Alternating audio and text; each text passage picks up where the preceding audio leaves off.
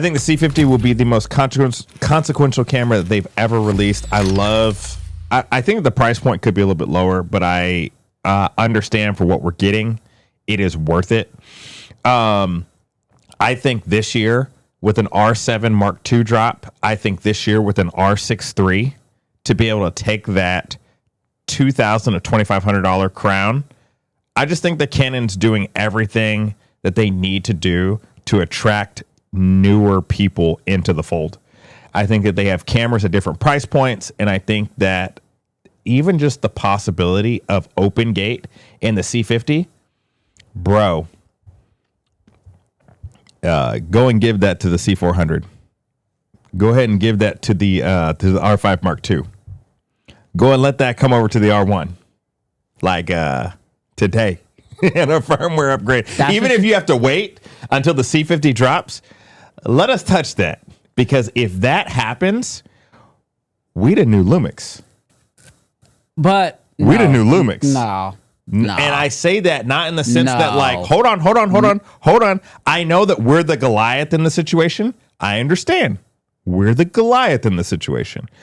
But if the Goliath starts doing David things, you're still the Goliath, dog. What are you talking about? If we start doing the David things, no. There ain't no need for no David. No, you wild. So I'm just saying, just me personally, don't let Open Gate come to cameras that have CFexpress Type B. Glory. Because from what I felt like we heard is that SD cards were the biggest limitation. But I know a few cameras that got a CFexpress Type B. So let's make that happen. So anyways, I think that Canon, you're doing an incredible job. I know that Brandon's not going to necessarily 100% feel that way, especially because he feels like this is glazed. But I feel like this has just been an incredible year from Canon. I cannot imagine for them to have dropped so many cameras this year as they did after last year. So that's the reason why I'm high on Canon. I will always throw this in as a caveat. That's the reason, bro. You always high on Canon. But I got reasons now. It's not just glaze. Okay. It's not just glaze. I got actual reasons. But I will say this to you guys, last thing, because it's not all glaze. We will continue. Dave, go away. I will say this because I do want to actually push into me. You got it. Because it's not all glaze. Canon, we would appreciate the RF mount being open to full frame glass from other third-party people. Dang it, you took mine. I know, but like it can't be all gas, no brakes. We got to throw it out there. No, like, I feel you. that will be Dear Canon until that will be a part of my Dear Canons until it happens. Mm-hmm. Because if we do that, actually, let's be fair. If we open up the mount and we have open gate, y'all other brands can retire. Y'all can go back to making printers and TVs. Oh my gosh. All of y'all. That's wild work. I rest my case. I don't agree with you. I feel like I'm about to get roasted. You should be roasted. You should be roasted. Because Canon's got more work to do than just that. All right. First off, shout out to Gabe who sent in the super chat. Why is it not pulling up on the screen? Let me see if I drop this, if I can get it to pull up. Oh, yeah, there it is. All right, so Gabe super chatted in. He said, Dear Canon, give us options to turn on/off IBIS independently from the lens. We know you can do it. So I kind of agree with that. Yeah. Because it's very weird that they only tied it directly to the lens. Mm-hmm. And what that tells me is either one or two things are true.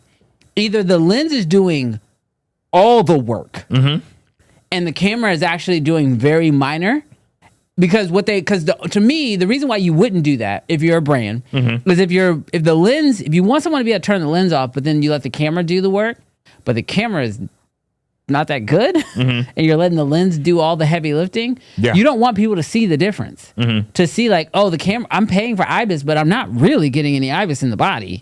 It's all coming from the lens. So that would be my guess as to why it's not there. Do you think it's possible to lock the sensor? So I have talked to brands about that before. Yeah. So from what I understand is that it is dang near impossible. Gotcha. Because you would need a physical, you need something physical in there to clamp it, to push it in place. But the chances of that getting damaged is very high. Gotcha. Because it would have to be such a small piece of metal to hold the sensor in place. But the truth is that piece of metal would most likely break. And it would have to be like on a hinge because you'd have to be able to move it out of the way in order for the sensor to be able to float and to basically do the stabilization work. So it's basically not impossible. I won't say anything's impossible, but it's highly unlikely that we're going to get anything like that really anytime soon. If that was possible, which obvious it is, I would like that to be able to lock your sensor. All right, I got my dear Canon. And then we're going to go straight to the comments. So make sure you put your dear Canons in the comments because we're coming to you right after this. All right, so my dear Canon is similar to your idea of opening up the mount. Look, I don't know if or when Canon will ever open up the RF mount. But what I will say is if you're not going to open up the RF mount, bring back the 3 tiers of lenses. Like we used to have the base lenses, then we had the gold ring lenses, and then we had the red ring lenses. And it allowed you to sort of like move up the chain. Like, cause some lenses, like for example, a 50 millimeter 1.8, I would like the 51.8 was great. You had a 51.4 and then you had a 51.2. Yeah. Like sometimes you don't need to go to the red ring. But right now with Canon's current workflow is you only have either the like very rare, like inexpensive models, which they've gone with the pancake quite a bit lately, which kind of like I'm not like a huge fan of all the time.